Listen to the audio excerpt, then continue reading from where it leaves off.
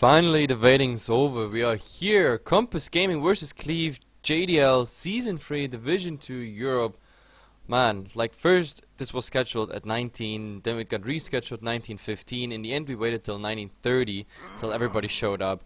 Like first we were waiting for Cleave, then the fifth one of Compass Gaming was missing. In the end they have a stand in here. Mentis is coming in from Next KC or X Game, however you want to call it, and yep, that's pretty much it. My name is HeflaTV. You're here on HeflaTV 2. It's gonna be really close schedule today because I'm not sure if we're gonna make it to the 20 at a game at 21 CET. That's gonna be something we have to find out. Yeah, but with me is today someone, Mr. Smoke, a guy who wants to try out casting, and I want to give him a chance. And yep, there we are. Say hello. Hello, HeflaTV, and hello, people. My name is Smoke, and I'll be casting today with HeflaTV in this game of yours today. Yep, so it's gonna be fun. It's gonna be a lot of fun. Yeah. Either way, we got two Indeed. CIS teams up, and Cleave hasn't been playing a lot as of late. They've been a bit slacking here and there. Compass Gaming, on the contrary, they have been playing a crap ton actually of games. Like I think alone in the last week they have played like 7 or 8 series or something like that.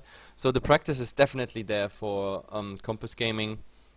And let's see, they also got a high value stand-in. So my favorite, of course, would be Compass Gaming if I would bet on those games, which I don't do because I'm a caster, I'm neutral, I don't even want to gain those items because my inventory is full anyway. So, but let's see, we have to look in the draft what we got. First band stage is through. Yeah, the first ban from Cleave Gaming is going to be the Skyrat Mage. I mean, the first pick from Cleave Gaming is going to be the Skyrat Mage. You know, he's a heavy nuker, like, and of course the ban from Compass Gaming is going to be the Brewmaster and the Faceless Void, first bans. And the bans from Cleave Gaming is going to be the Lycanthrope and Doom. So, what do you think about the Skyrat Mage pick in Cleave Gaming? Do you think it's going along with the meta right now, or you know, it's just an objective pick, they pick to nuke down heroes very fast? Well, the Skyrat Mage is along the meta, that's no question at all. But the question is it really worth to pick him first? Like, I mean, if you have the first pick, do you really want Skyrat Mage secured? That's the question. Cleave, apparently they think so. They think it's definitely worth it, but I think there are some other heroes you really, I don't know, would like to have instead. Or you want to have the Skyrat Mage rather as a second one. Then again, we don't know what their draft is gonna be. Like, we might see why we're gonna have this pretty much soon. Unfortunately, we already have the Void Band, as you already said, so there's no Mystic Flare synergy with the Chrono. But still, we have a Razor now, that's our candidate for the mid, and on the other side, Nature's Prophet and Earthshaker. Well, Earthshaker, you know, most of the games pick Earthshaker now because he's a huge disabler.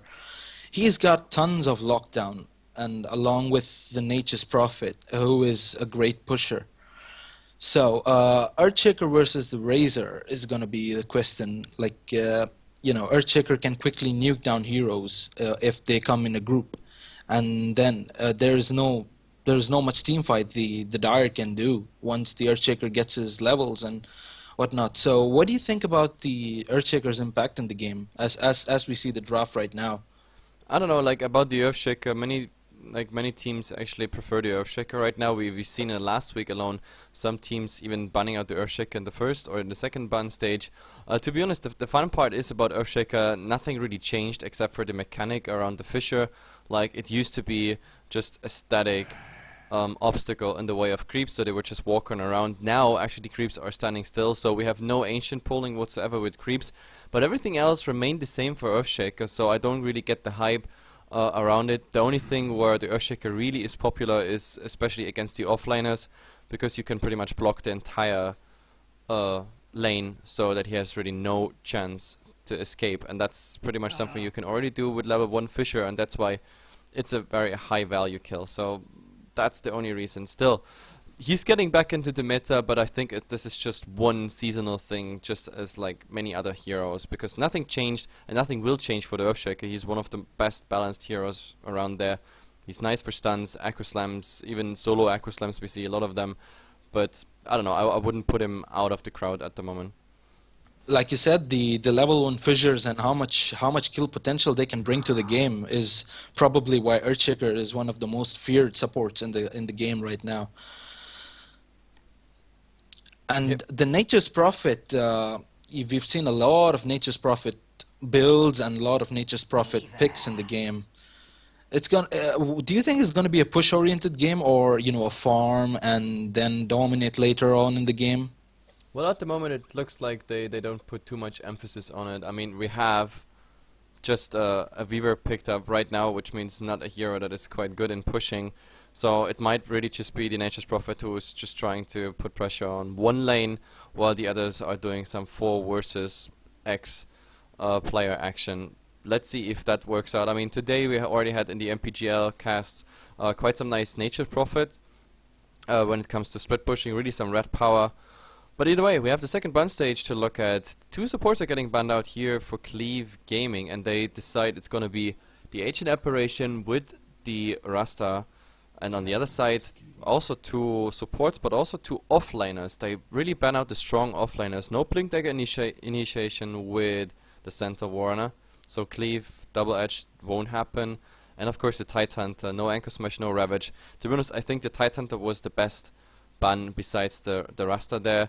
Ancient Apparition, well, I don't know, he declined a lot in popularity as of late. But still, some teams still pick him, some teams even start again to pick him up. He's still a strong hero, but the problem is he's too level reliant. Like if you shut down an AA or he doesn't get anything in the game, he's not a hero that really comes back from anything. That's the problem about him. Absolutely. Until he gets his level 6, he is near useless in the game, as you can imagine.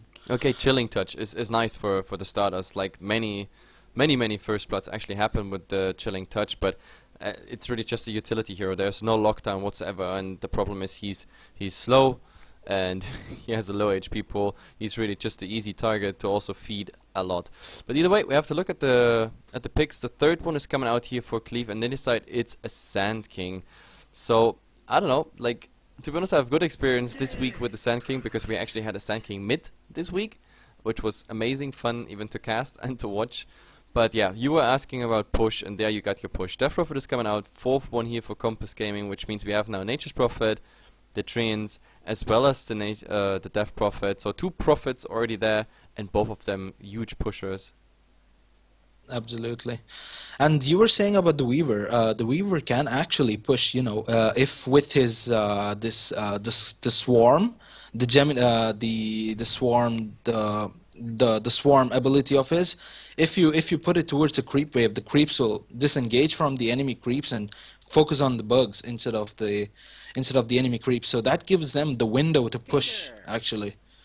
Yeah, you can slow down the incoming wave, sure, and also the Geminite attack, if you time it wisely. Of course, you always want that your Geminite attack is the harass hit on the hero, or if you're under the tower, that the Geminite attack is going to be into the tower, obviously. But then again, I mean, if it's really about Weaver versus tower, and somewhere else is a fight, and he's the guy who is supposed to, like, get it all done, like, come on, please trade us a tower for the deaths we just lost in whatever lane, then he's of course not the best candidate, unless then later when we see a Desolator, for example, then of course it really starts to hurt.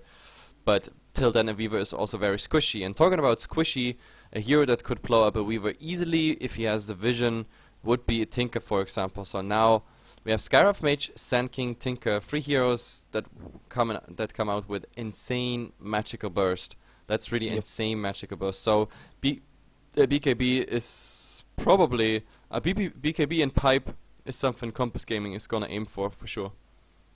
Yeah, like I said in the beginning of the cast, I had this doubt in mind when they picked the Skyrath first, if they wanted to actually nuke down a hero so quickly that they could not retaliate and ruin the whole team fight. Yep, I don't know. I mean, the problem with the Tinker is at the moment that he can't really stop the Death Prophet. He's really only good against Nature's Prophet and potential Necro books that might come out.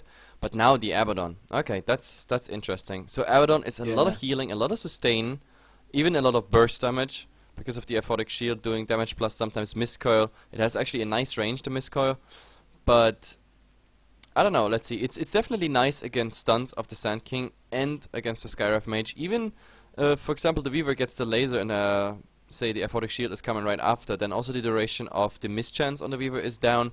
So the Abaddon really plays a key role here of keeping Compass Gaming alive. So I don't know, I can imagine the Earthshaker and the Death Prophet.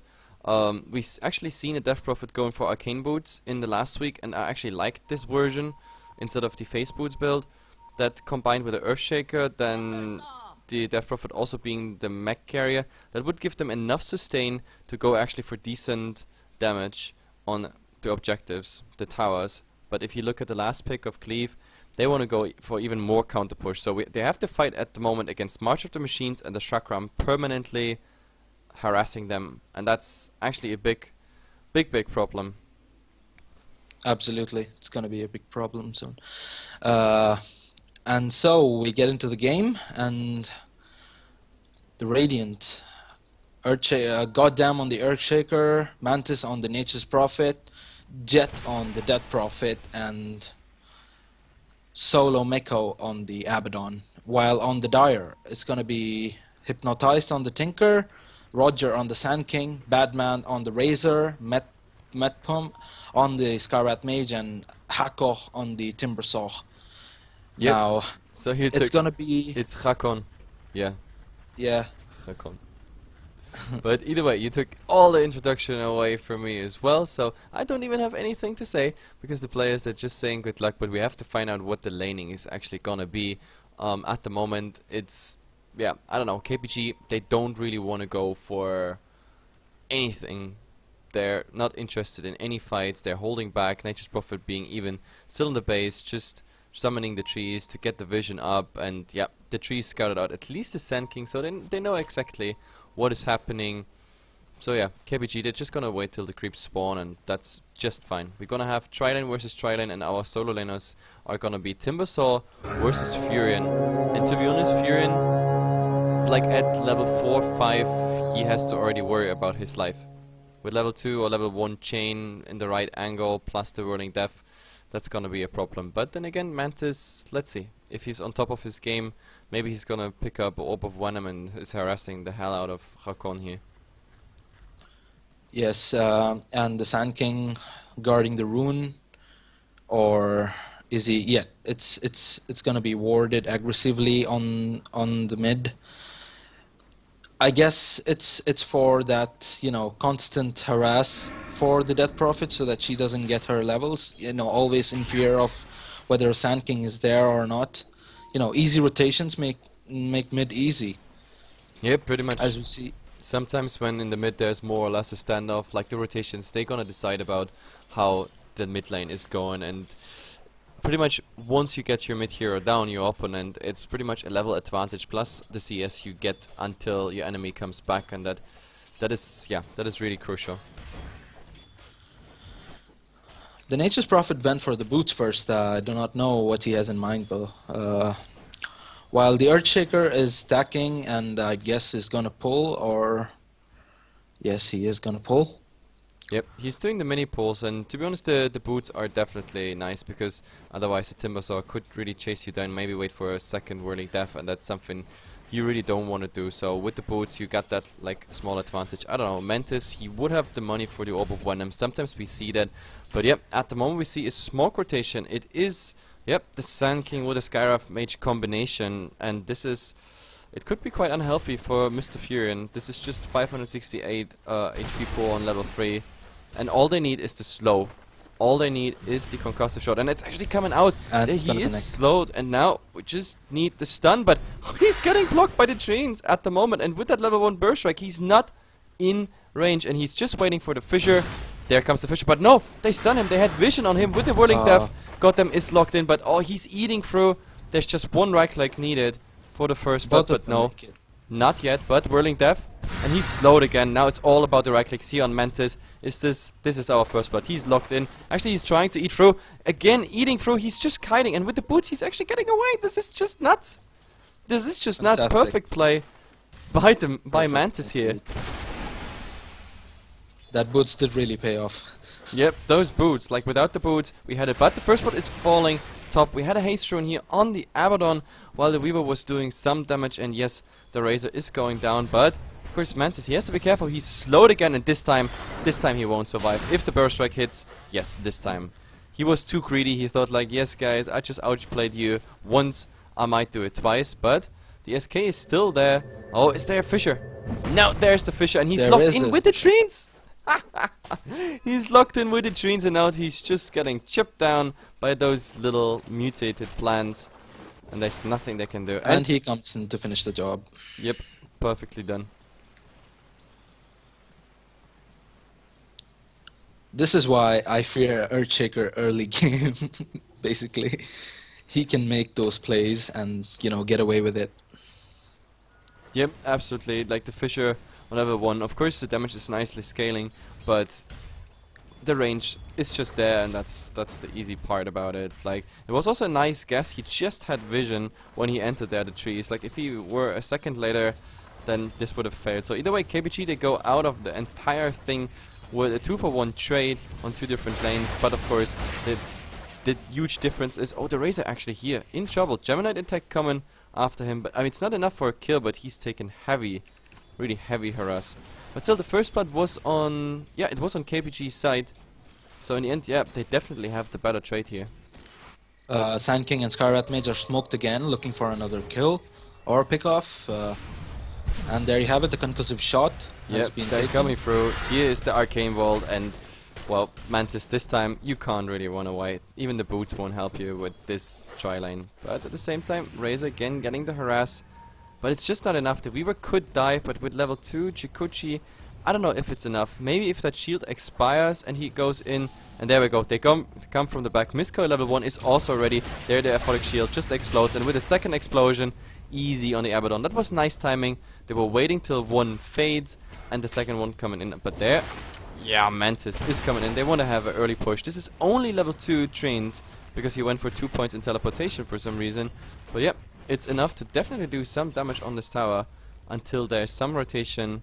But let's see if that one is coming. Razor TPing to tier 2, because it's just too risky to go directly in. But in the meantime, this tower getting below 50%. Now a third is left, but the tri-lane is coming. Arcane Bolt. There's the Plasma Field, Aphodic Shield already out. Now the Razor stealing all the damage. They want the tower. Oh my god, the deny! Beautiful burst strike into deny. The Razor's gonna finish off. Nope, he's gonna suicide with the Mist Coil. But now the question is, do they have enough? Mantis going this way around, so the Razor can't really get him. So I guess the tower is down. Okay, everything's good, but oh my god, the Death Prophet is coming in here with the Exorcism. He wants to go for the Razor because everything else would be invisible or is already gone. But Jet, this is just not enough. This is just not enough. Nope, this won't be. Not enough at all. Nope. Unfortunately, they have no vision. If they had any vision whatsoever, a sentry, a dust, this would be easy. But so, Roger is just, going to the low ground with the burst strike, and that's pretty much it. Yeah, like you said, the Dire have no vision over the Radiant at this point. As you can see, there are no Dire wards on the map. Yep, not at all. Like, besides the detection, no vision either. So the Sand King, like, those rotations have an easy time. Plus, of course, Sand King just getting away by Sandstorm. That's pretty much it. Let's take a look at mid. Who do you think is winning the mid lane so far? I mean, right now we can't even talk about like mid lane whatsoever, because the Tinker is staying there while the Death Prophet is rotating. So like the Tinker will eventually win that lane. He just took over the CS lead here. There was no kill, no rotation in the mid lane. The Death Prophet is just coming back as the creep wave arrives, but I don't know, the Tinker is doing quite fine. He is at 1.1k. So the question is now with a level 4 March build. Yeah, he's going for stacked Ancients. This is going to be a triple stack. He's going to pull them. So far it's double, but it will be triple. The question is, does he clear it or not? If he clears it, he is really, really close to his boots. That's, of course, the first step. I don't think he's going for the side item as the Soul Ring. Sometimes we see that, but in this case, I think it's gonna be. Or maybe we see the Soul Ring in and then he wants to flash farm. That's also, of course, the option. Yeah, I think a Soul Ring's, compulsory if you need to like get that huge amount of farm early on, as he can just rearm, Soul Ring, rearm, and do the same thing over and over again, and just use his bot to heal up. Yeah, I don't know, but at the moment there's a difference. Like if a Tinker actually gets BOTs together, and has like no soul ring, then it's still fine, because at the moment he's at 1400. No, but he goes for the soul ring. But sometimes you also see the Tinker just skipping the soul ring. He has such amazing farm, and then he can just go directly BOTs and from there on into soul ring. That is just as well working, but in this case he used all the gold. Even gets the invisibility rune. Perfect timing here, the bottom rune for him. Yeah. And now he's just gonna go for, like, as soon as that soul ring arrives, he's gonna flash farm on those ancients, and this is gonna be approximately 700, 800 gold for him, and that's close to BOTs pretty much. Meanwhile, Sand King also stacking up his creeps and farming them for that early arcanes or the blink dagger. Either which of them can be great use for him in the game. Well, they need at least one arcanes on the team. Like the Skywrath Mage is pretty far away from that. I mean, at the moment he's trying to get some experience in mid. He needs his level 6 first. That's like at least once getting that Mystical Flare with whatever combination out. As said, the Tinker, just 2 more of those Ancients. Actually, it was a bit more gold than I expected. It's 1950, so he can just walk back to the base, and in the meantime the gold ticks up, which means he has his BOTs. That's a 9 minutes BOTs with bottle and soul ring. So you were asking about who wins mid. Tinker definitely comes ahead out of this. Absolutely. Let's take a look at Dead Prophet and her standings. She's going for the mech, I guess, or am I wrong? She's gonna be the mech carrier. She already has like the headdress in the inventory. Oh, but top there is a rotation. Actually, it's the BOT Tinker, but only level 2 rocket. That won't do too much, but of course it's already enough that there is a March of the Machines, and actually both of them are getting hurt now with that ultimate already being used. I don't know, they're trying to go out of it. Actually, the Weaver, time lapse into it. That is too bad. I think he was safe there. Yeah, he was, and then he time-lapsed. I think he wanted to go back to fight someone, or no, miscalculation. Just time-lapse and then walk away in the other direction, but unfortunately, there was the silence directly, right after. I think he would have been safe, unless the Tinker had vision and there would have been a rocket flying right after him, but I don't know, he decided to go for it. But in the meantime, we have a go here in the mid on the Nature's Prophet, who tried to get some farms, some pushing going on, and that's really easy going. That's another kill what the Tinker is part of, and yeah, the Tinker, he starts to spiral out of control pretty soon, but at the same time, nice block and Fisher, and Jet with a double damage getting the Timbersaw kill. And wards now beginning to appear from the Dire, and it's gonna be defensive wards on the mid lane. Basically for rune control at the moment, and no form of aggression yet from the Dire. In the beginning they had some smoke ganks and whatnot, but now it's pretty much a farming support. And that's just working fine for them. I mean, they have the Tinker who really wants to get fed. They have a Timbersaw who did fine in farming. Right now he's going for the soul booster really fast. So Bloodstone coming out for him, Arcane Boots are already there. He had quite a nice time in his offline, like when all the fighting went in top and mid, so why not? The only downside of course is he died once, but he still had enough money to pick up his point booster. So yeah, Timbersaw getting very dangerous, and very soon, because the Whirling Death are the next points he's gonna put into, so with every level now, damage combo on him is gonna be even worse. Of course. And we see action on the top lane. Top, the Razor. He's been caught out. There was a swarm anyway on him, but now, Mantis, there is Hypnotized, and he's being slow as well as the Silence, which of course also bursts him even faster down with the Magical Amplify. So, easy one, but in the mid we have a go. Jet is focusing here.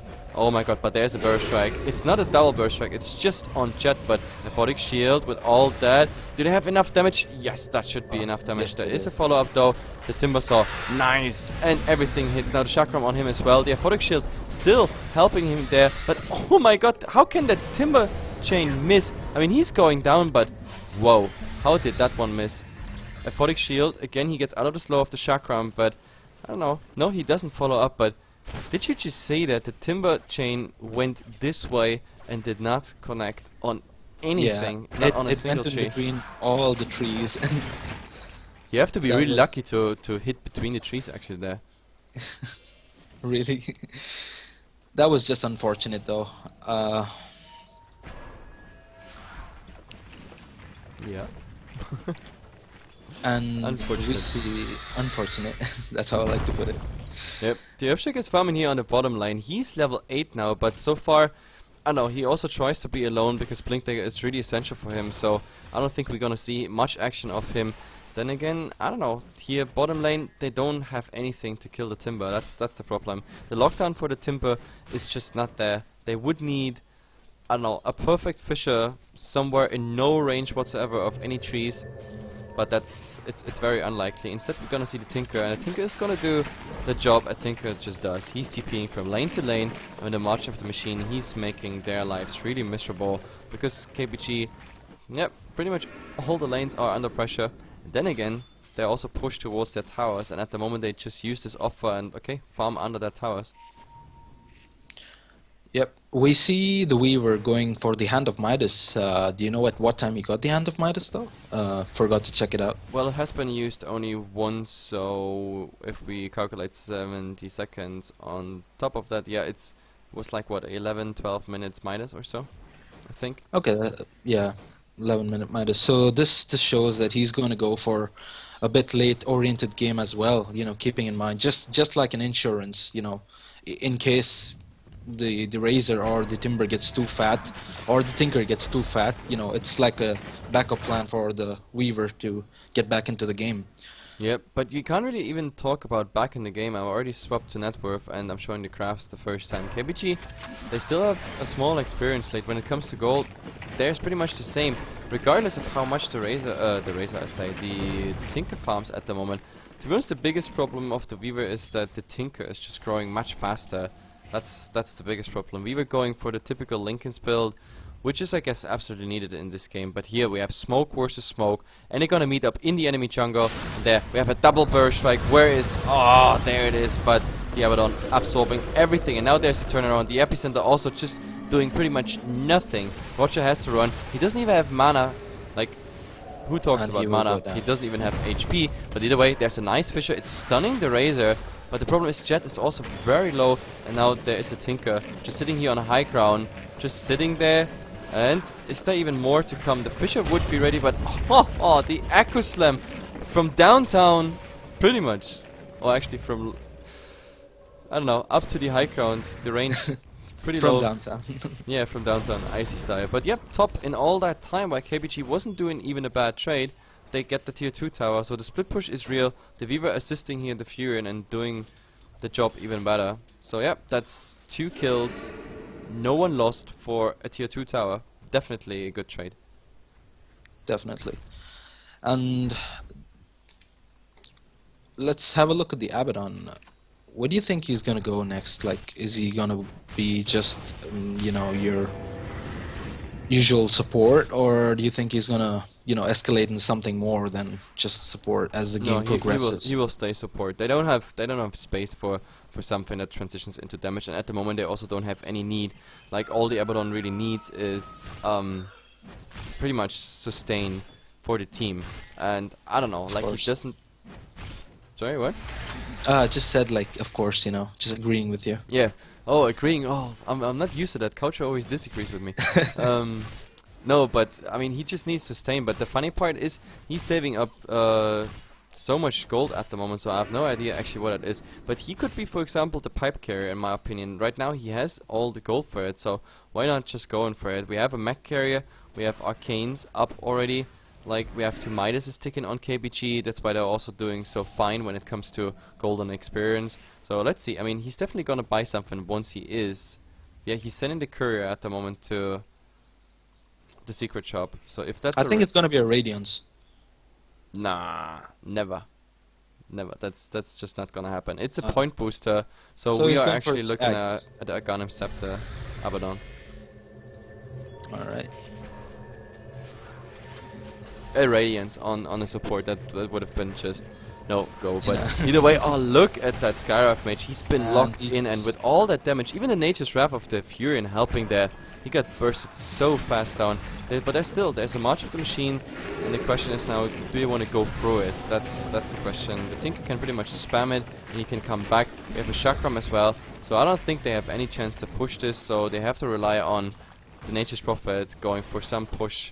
but the problem is Nature's Prophet, he doesn't have much. And Midas, and oh yeah, what a fight here at the moment. The Abaddon ulti is already out, but look at the Tinker, he's already bursting through. Aphotic Shield, keeping the Prophet at least alive, but the entire Cleave team is there, and they even want to chase the Prophet. The Chakram not hitting, not even slowing him, but look how fast they all died with all the magical burst damage, and this is just too much. But of course, we have at least the Nature's Prophet pushing, but there's the new March of the Machines. The Tinker instantly answering to that aggression. This one definitely went into Cleave's favor, but also Cleave, they don't want to follow up on this one. They instantly smoke and say like, hey guys, we go for something else.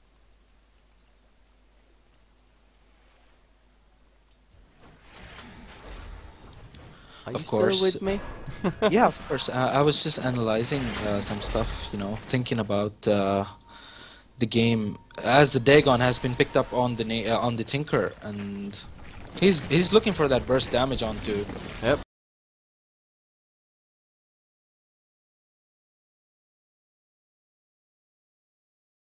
First strike, that was very, very short kill. Yeah.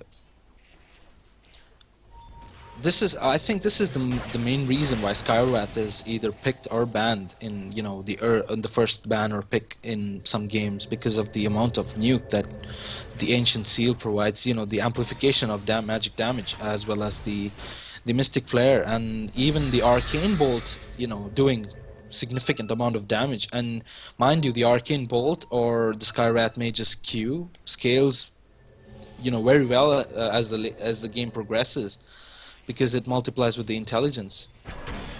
Yep, absolutely. And now all we see here is slow on the viewer, but yeah, Chikuchi away. This is really just to shoo him off, and with March of the Machines Plasma Field, they're just cleaning the lane. We also have still the Earthshaker, a bit on a solo farm trip, but he's gonna be, yeah, he already picked up a dagger, and yeah, I don't know. I think the Earthshaker would be ready to fight. The problem is like the Prophet, except for that like little sneaky tier 2 tower, he didn't really achieve much in this game, because the Tinker is just making his life so hard. The March of the Machines is just killing it all, and the Tinker is of course still leading in the net worth. The Death Prophet is right after, just with 900 gold behind, but still, I don't know. Compass Gaming, when it comes to farm, especially to those two who carry the Midases, it's a bad thing for Cleave, because they look better in those fights. They got better pickoffs. They lead by 2 kills, but yeah. From 2 to position 4, we have all the KPG cores pretty much on the farming, on the better farming position, while the Timber, for example, I don't know, like he got his Bloodstone Rush, but nothing else on top of it. It's pretty strange. But Cleave, they have everything against the counter push except for the Exorcism, but then again, also standing with the Exorcism in a March of the Machines is also not that healthy. Yeah, it isn't. But I think as soon as the Abaddon gets his Ags, this might change, you know. Oh, the Skyrath Mage gets the Weaver down. What did the Weaver do here? I didn't even notice this kill, because I thought like, oh yeah, okay, there's 4 people. The Weaver's gonna go back, but nice there. Cleave is just getting an easy kill. That was Weaver even silenced before, which means he didn't get time-lapse off, and now, oh my god, there we have a fight. We just saw the Acrosam, but here, there's the Abaddon, and this ultimate is used, and the Echoes... Oh, it hurts so much, but still, they got enough damage. Abaddon is going down, as well as the SK right after. Now Mantis is being pursued by the Timber. It's not yet enough damage, and they want to get the Death Prophet down, but it was so close. Mantis is going to clean up here the Razor, and now it's pretty much man versus man. Who's going to win? Like, does he get the tower aggro off? Yes, he does. So 70 damage, and also the Timbersaw actually finished his job there, and he got a lot of stacks here. Jesus Christ, 12 charges on the Bloodstone. So in the end, it is a crazy trade. It's a 3 for 2, 3 for 4, no, 3 for 5 actually. If you count out the Weaver, a 3 for 4, and I don't know, 2 of them they survive and get the tower on top. So yeah, Cleave definitely the winner in this engagement. Yeah, Cleave coming out on top on that engagement. That's, you know, just... We see the Weaver farming away, and he's gonna complete his Lincolns in some 2-3 minutes soon, considering he doesn't die anymore. And the Abaddon inching closer to the Ags. All he needs is the Blade of Alacrity, and his Ags is done. So what do you think Ags is going to change in this game? Or why do you think Abaddon is rushing an Ags instead of a pipe or whatnot, like you mentioned? I don't know, the pipe, they decided that the pipe is better on the Death Prophet just because he has a faster GPM and obviously better farming, and he's the central person where the Abaddon is spamming anyway, and the Abaddon can do with the Arcanum Scepter a lot of course, damage absorb when the others around him are under attack, plus like his ultimate with the Arcanum Scepter, like it plays into his role. He really wants to be just tanky on him. The Arcanum Scepter as such is of course giving him nice stats as such, and yep, we just see the Arcanum Scepter, by the way, being done on him, and I don't know, like, it really helps. We have Miska, we have Aphotic Shield, we have Mech, the Pipe absorbing also some stuff, and then we have the Arcanum Scepter of the Abaddon. That's quite some healing power and absorb power coming out there on KPG's side. And yeah, the funny part is they trade badly, but they're still fine when it comes to all the crafts. I mean, the crafts are, like, when it comes to experience, pretty much nullified, but in gold they're still ahead, and this is of course explained by 2 Midases ticking, and now I don't know, Razor looking at it, as well as Timber. Timber, he was scouting with the ability rune. Oh, now Weaver running directly into 3, but time-lapse out on the other side. The Swarm just scouting a bit. Nobody's actually getting hit by this, so they don't have a vision. They don't have any vision actually here around.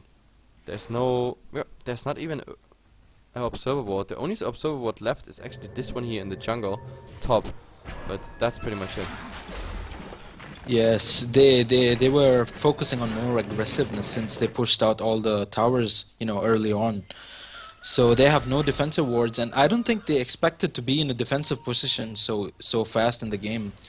But those team fights just, you know, putting them out on below. Even though, as you said, the cores were farmed, the team fights decide them all. So, you know, when they lose in a team engagement, they have to, you know, play defensive. But I don't think their lineup is more of a defensive one, because if you look at it, Death Prophet, you know, not a farming hero. Well, I wouldn't say that with the Crypt Swarm.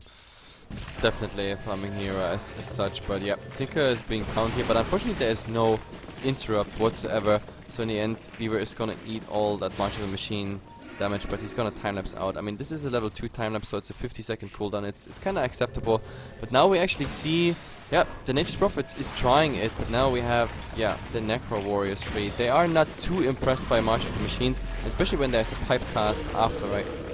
But this tower is so going down really fast, and now Silencer being slowed, and the seal on top of it, the Chakram, is gonna finish him, so he's the one paying for that tier 1 tower. But I guess that's a trade you can do. Yeah. Considering the support, Earthshaker, yeah, that's a good trade to make. Well, it's a tower for support. It's okay. Then again, of course, Cleave they lead the game already heavily by experience, so you might want to refrain from just, you know, going for feeding more kills. And now Arcanum Scepter is done on the Abaddon, and I'm looking forward to see it. So for all those people who never saw Arcanum Scepter on the Burst Strike, here it is. Increases the duration, that's number 1 of course, and 35% of all damage taken by allied heroes is like directed to the Abaddon. So he's actually absorbing like 35%. It's like a sheet wall for the entire... Okay, I can't call it shield wall because there might be some people not playing World of Warcraft or used to play World of Warcraft, but it's just some damage reduction for an entire team for a while at least. And it's... how much seconds is that? The improved one on level 3, it's gonna be 7 seconds. 7 seconds. Yeah, 7 seconds. So I actually like that item. It's 7 seconds, 35% absorb damage for all your allies around you, plus you're like invulnerable. I mean, oh god, what am I saying? Invulnerable. Plus you heal yourself up if you have a damage source. But oh, they found someone, and it's gonna be a very dead Nature's Prophet. Nice stun and nice Mystic Flare finishing him. And now, even more important, the shotgun is ready. Tinker. Oh, and they engage here. They found actually the Timber, but oh, look at the Tinker coming in here. He's focusing on the Earthshaker. He, even with the pipe, still dying, and now we have the Death Prophet here.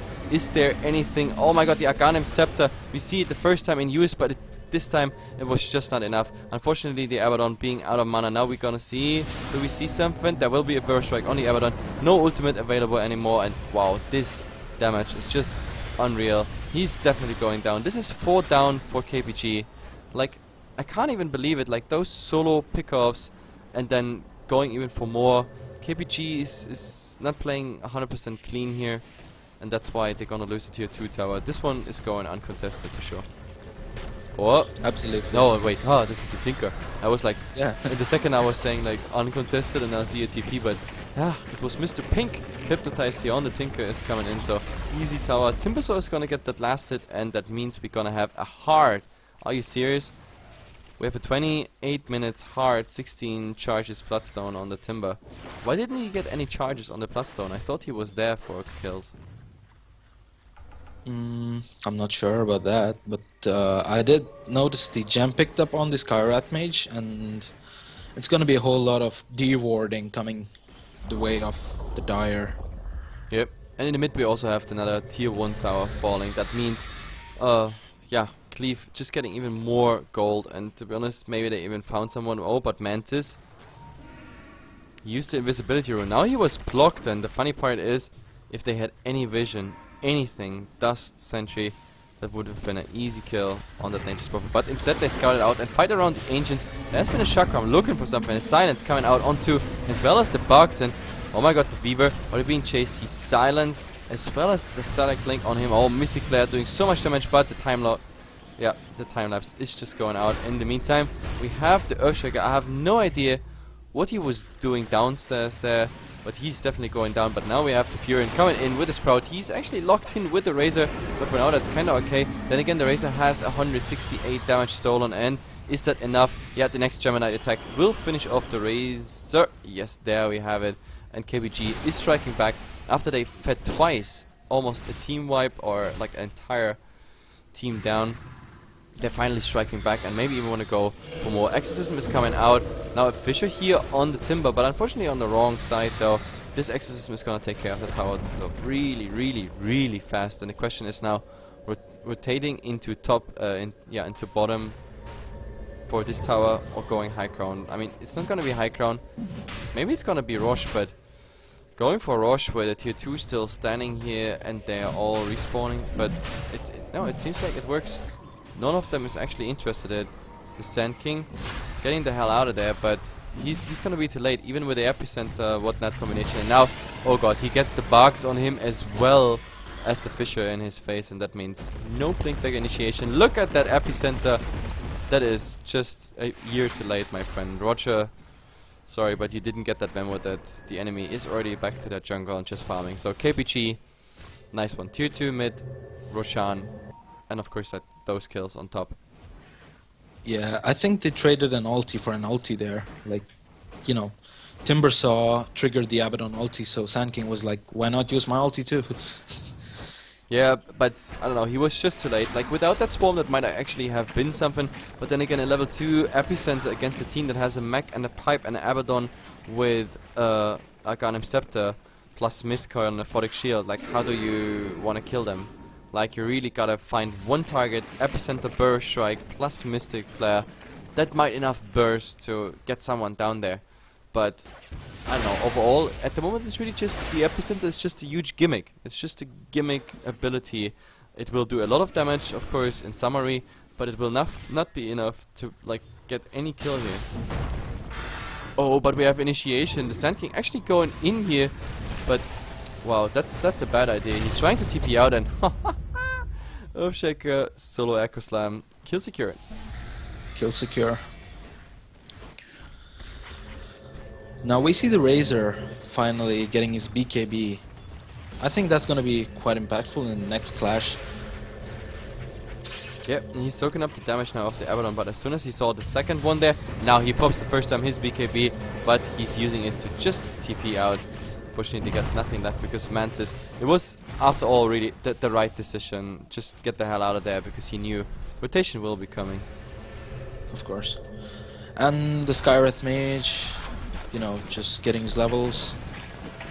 And the Timbersaw, how do you kill the Timbersaw, especially with the gem on the Timbersaw now that Weaver cannot kite him around anymore? Yep, I have no idea how to kill that that Timber. He's really, really tanky now. A hard done. Look at it. I mean, the Kiilstofte, it can stop him, but he has no problems with mana. He has still 16 stacks on that Bloodstone, but I don't know, with a heart. I have no idea how to kill him, and the funny part is I think he's maybe even going for Shivas, and then the damage actually gets real because then we have the Whirling Death chain combo in Chakram in out plus the Shivas across the entire map, as well as of course like when you use it while you chain, you pretty much bring it along the entire area. So Yeah. this is a ton of damage.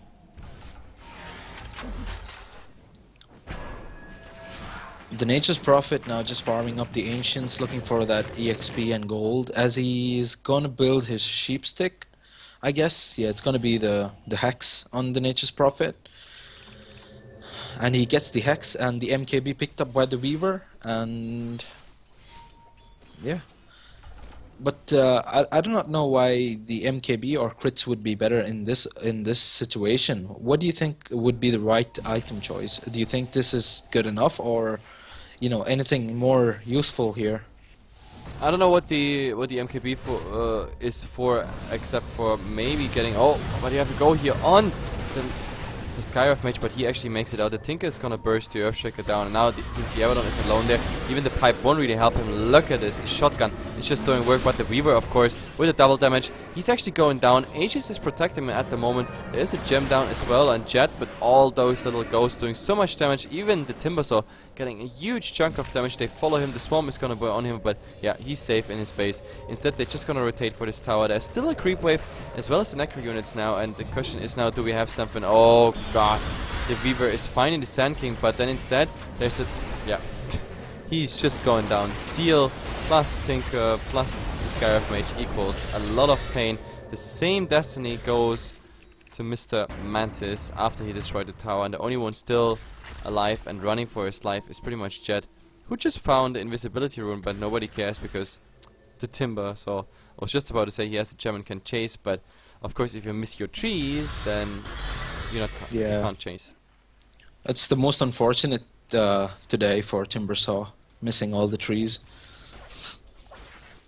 Yep, definitely. Even though he hates the trees, but when there are no trees, then he's really in trouble. And now the Earthshaker finds Timbersaw, but what is he gonna do? Like, he can even turn this around unless this is a bait. There's an Abaddon coming in, so he should be fine HP wise, but oh, now he's going to those creeps as well. Chakram just doing all the harass he can, and maybe now he's baiting back, because on the other side there would be a Tinker, so luring him into here might be interesting, but yeah, I think the best thing to do is just get the hell out of there. Of course. And the Razor going for the Ags now. The Razor with the Ags in the team fight is going to be so devastating, as the minus armor and the more strike intervals, and it's even better push in terms of the Cleave Gaming's advantage.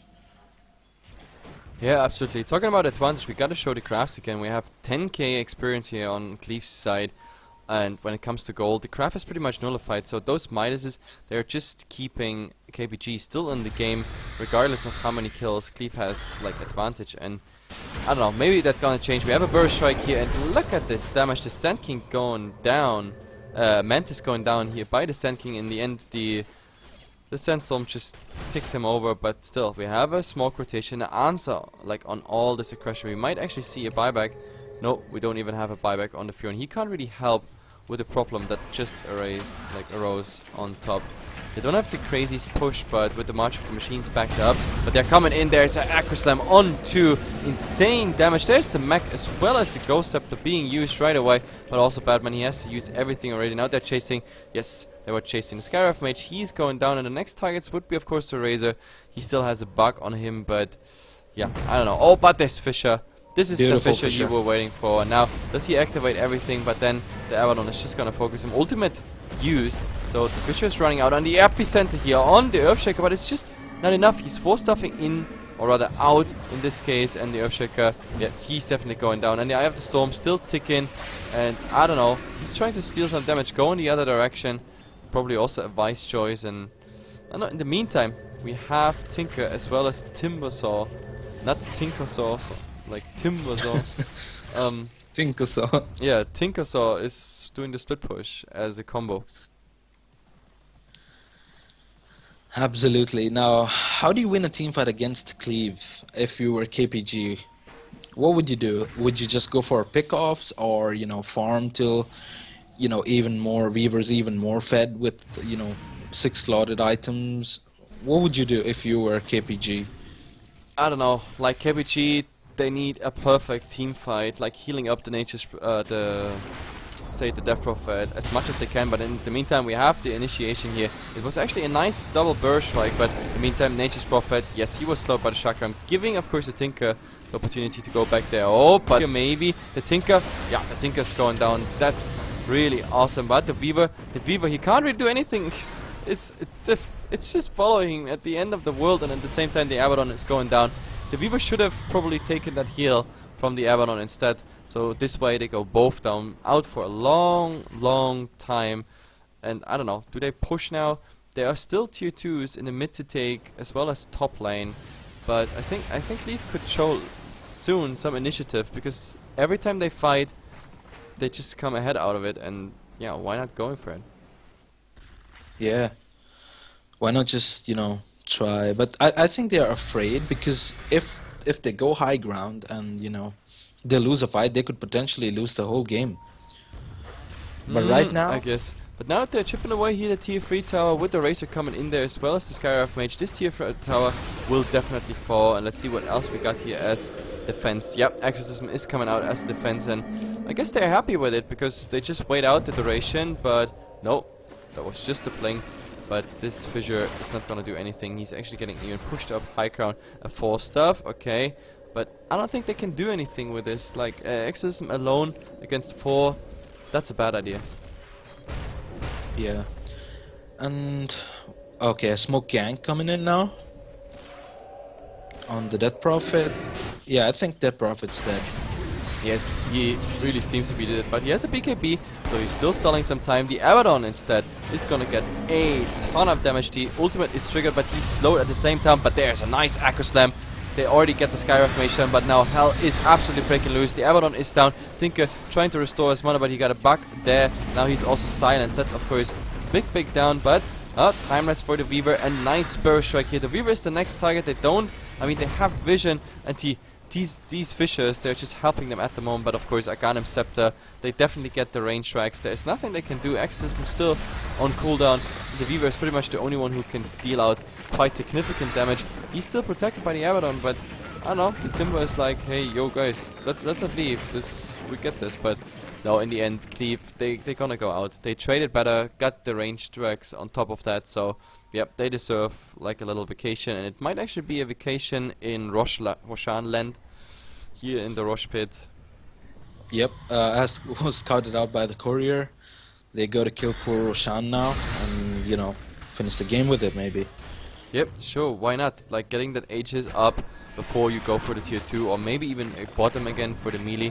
But to be honest, I think they should go just Roshan and then central mid lane, and from the mid lane get the tier 3 tower down, focus the melee Rex down, then go bottom, because then KPG is in a position where you don't really want to be. Like, you are there and you have 2 lanes down within just 2 minutes or so after a horrible fight, and with that KPG couldn't deal, I think. Especially not with the Tinker pushing the lanes on top of the lanes pushing themselves. Now the Nature's Prophet over here, you know, we have seen games in which Nature's Prophet absolutely dominate, like, you know, push the lane so hard that could not even retaliate with it. But this doesn't look like the case. Now we see. Yep, they do Roshan, but there is a Fissure. It's not blocking them in or out, but they are already silencing the SK. He's surviving for now, but no, he is going down, and the Tinker is trying to get the burst down on the Weaver, but he is surviving, and that is of course bad now. And Hypnotize is trying to do the best. Mystical Flare just triggering everything. The Tinker in a very awkward position. Now he gets it all turned around. As soon as the Ethereal Plate is off, he will just die. A horrible fight so far for Cleave, especially with that start. And oh, Mantis is coming in, but what they want to do here, like, he didn't go for a Sprout or anything. In the background we have the Timber doing actually quite some work, but now of course he is a bit in trouble. Even the Echo Slam used just to lock him down, and he's still alive. The Weaver is trying really hard to make something happen, but the time lapse, this is number 2 time lapse for this fight, and he's still living. He tries to TP out. Do we have some burst? Anything? No. Triple Fissure is just gonna help him out there. So in the end, if I'm not mistaken, that was a 1-for-3 trade? 1-for-2 trade? Yeah, I think it's 1 for 2 trade, yep. With the Tinker buying back and the SK. But it's really unfortunate that the SK got caught out there, because he's the one they need to at least get rid of the pipe with the epicenter. Plus, of course, the burst strikes. They have been great in the past, like some engagements. But now, of course, when he instant dies within the silence of the Death Prophet, then that's of course bad news. And they're going for Roshan. The Swarm is coming in, so they have vision at least on one. The Weaver being slowed, and now they just go for the Weaver. They have no lockdown against the BKB, but he's soaking all the damage, and he snatched the Aegis. I can't believe it. Weaver actually getting the Aegis. What a play. But in the meantime, the Razor just using his right clicks now, all the stolen damage getting on something, but Weaver is going down, epicenter being channeled, and does he get someone? Yes, he gets 2 people. The ultimate is already down, so no rescue Reno for you, Mr. Abaddon. So in the end, just 1 survivor. It will be the Death Prophet, but I mean, it was a nice play by the Weaver, you know, snatching that Aegis. Just imagine Cleave had that Aegis now.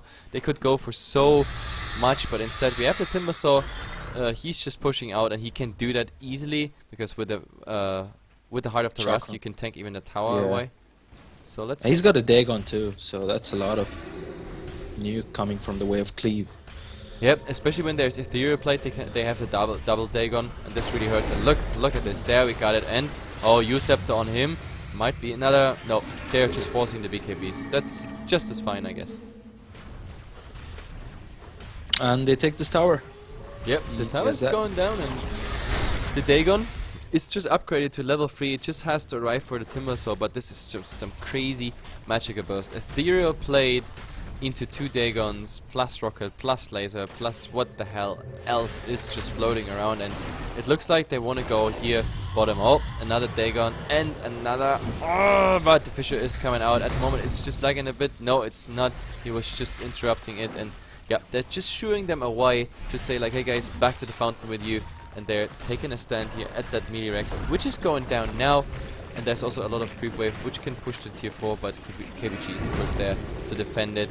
In the mid, I don't know, the tower didn't even get too much damage. They were really instantly slopping, but they got what they came for. They got Roshan. They had of course a bit of a misplay since the Aegis was lost. But Hypnotize is being here against Mantis. He got hexed. There's the BKB, and the second one will get him.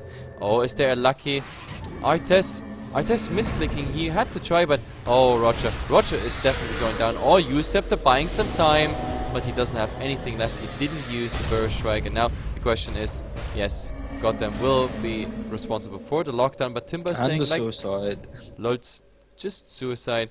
Problem is there was a gem inside of Tinker's inventory, so that hurts, of course. Yeah, Tinker's back to pushing. He's back to doing his thing. This will never stop. Sorry? You will...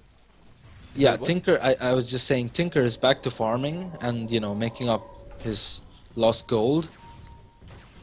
Because if I'm not mistaken, he has died a few times in the last clashes. So he needs to make up that gold. Skyref Mage, that's a very awkward position of course here. They just need to slow him with the next... Yeah, but he's trying to go for them fast things, but the problem is, nope, there's no way. There is the Kiilstofte, easy going, and Enchant Totem will finish the job, but there's a Tinker coming in. They already triggered the Abaddon ultimate, and now Timbersaw coming in as well as the Razor. Razor still, no, he does not steal damage from any target. Now he's starting, yes, he's going here on the Death Prophet, but he is too fast. So the question is now, what do they go for? The Abaddon would be a nice target. In the meantime, the Weaver gets actually a solo kill here on the Tinker. So Tinker not being there, another Dagon being used. This is again a Dagon 4, and the Timbersaw is really trying on that Death Prophet now. Nice double one, and that chakra is gonna hurt so much. Now it's only the Weaver and Mantis. Mantis even in that fight, he's not split pushing at the same time. Damage stolen here on the Weaver is pretty high. He still has time lapse. I think they should focus on Mantis, and there we go. Timbersaw just going for it. He has endless mana, and they're trying to burst him down. It's possible, and it is done. The gem on the ground, 3 alive for Cleave, and just 1 for KPG. That means we might actually see a nice rotation into mid. The creep waves is coming here, and to be honest, with a Timbersaw, they can tank the tier 1 tower, the tier 3 tower. Look at it. Of course they can. Yeah, and it's going down. I'm not sure if it's going down because there is a Death Prophet, but yeah, look at it. Kiilstofte, everything has been used, and they're already trying to steal the damage here. And the Death Prophet, you gotta be careful. A silence on the Timber, but oh my god, the Sand King, is he trying to? Yes, he's trying to. The Burst Strike actually came out, but now he's TPing. They get still the Razor, so the Weaver's doing a chunk of damage, and now Timbersaw, oh yeah, well, you gotta be careful with his life. Just using the tank on into the Lincolns. Okay, so they shoot them off, the tower only taking 50% damage, but overall still a nice fight for Cleave. Everything taken in consideration. And the Sand King is being caught up, and he Burrow strikes away. Is this the third Yule Scepter I'm seeing in this game? Oh my god. Yeah, pretty much, and oh my god, I just didn't see even this coming. What did the Sand King do there? Okay, they were chasing the Sand King, got that kill, and Hefla was just sleeping for a second. Like, after so many games today, well, I'm allowed to. Yeah, it's fine. But no, we have to be strong. Like, I have to cast 3 more games till there's Sleeperino. No, actually, no, it's 6 more games. Well, never mind this. This is just the Sleep first. is for the weak. Either way, we have now KPG actually having a bit momentum, and the question is, do they carry this into going high crown? I mean, there's no outer towers left anyway, so the next step would be high crown. At the moment, they just take a stand in the enemy jungle. The Weaver, as I said, he's really getting interestingly farmed, as in, like, he can really solo the Tinker. The Tinker needs, like, the Tinker really needs, I don't know, to get his refresh and everything up, and with these random MKB procs, oh, yeah, he just got out when the swarm hit him, but these random MKB procs that many times already interrupted the TP of the Tinker, and then he had to recast everything, and if the BKB is triggered, you can't really do anything with the Ethereal plate, there's no burst damage, no immunity. I don't know, like, let's see. I mean, the Weaver is getting dangerous, but then again, Cleave, so far their fights were all good, and now they're blinking on Roshan, but Roshan, it's gonna take a while. And the Sand King picking up his Ghost Scepter here. Do you think he's going for an E-Blade as well? Because, you know, that would be outrageous. I don't think so, no. I think they're enough with that one burst, but I don't know, the Timbersaw, well, now with the Shivas, I don't think he's gonna go for anything. Like, he's now officially 6-slotted unless he drops the gem. Yeah. And the Razor has picked up an Assault Cuirass too. Yep, that makes it of course a lot easier against the buildings. And oh, there has been a mini stun here on the Tinker with the Bishop, but now they're going in. The Earthshaker already down, and now Jet taking so much damage. He's using the Yules, and there we have it. The Abaddon ultimate is coming out, soaking a lot of damage, but Mantis already under attack. There's the Hex, fast attack on Hypnotize, but the Arcane Bolt is just following. And now the Weaver is in midst of all this action. He tried to go for the Tinker, and they have vision on him. If that BKB runs out, he is pretty much dead. And what do we have? There's the stun, there's all the burst, the Dagon. 3 down. We have to look at the buybacks, and there's still some buybacks available, but I don't think that it's gonna change too much. The Weaver actually brought back. The Abaddon is back to the fight, as well as Jet, who reach in full now. And I don't know, like Cleave, they just got a nice fight again, got the buybacks, and they decide, guys, we are going back because everything else would be just too risky. Yeah, like I said, if they lose a fight, you know, getting caught out of position and getting too greedy, they can lose the game, because Weaver, mind you, is really a good source of damage now, since he has his MKB, and even he's going for the butterfly as he gets his Talisman of Evasion. He's gonna be hard to kill now, as they have no MKB carriers on the Dire. But you know, a lot of magic damage, but no physical damage apart from that of Razor. Yeah. But the Razor's the only one. But now we have a fight around Roshan. Actually, Mantis finds here the Skywrath Mage really low. He's using the Ghost Scepter, and actually he's getting out, and there comes the Epicenter. It does hurt so much. In the end, they get a lot of damage, but look at this Timber being so tanky, being in midst of all of it, and he actually gets Mantis down, dies on his own. He actually suicides, and before Jet goes down, oh my god, I can't even believe that he dies in the end, as well as the Abaddon, and now we have to go here. Another nice 4-star here by them, and so many Dagons, Jesus Christ, this game and the Dagons, but they have to GG out, because with those kills, with those deaths, without buybacks, there's no way of coming back. So GG has been called. This is game number 1, but guys, stay tuned. Game number 2 will be up in just a second. My name is HeflaTV, and with me casting is a very new guy to casting, so don't be hating, please. It's Smoke, the guy from Dubai. The guy from Dubai. Alright. It rhymes. It's fine. The guy from Dubai. Either way, guys, we are back in a minute for game number 2.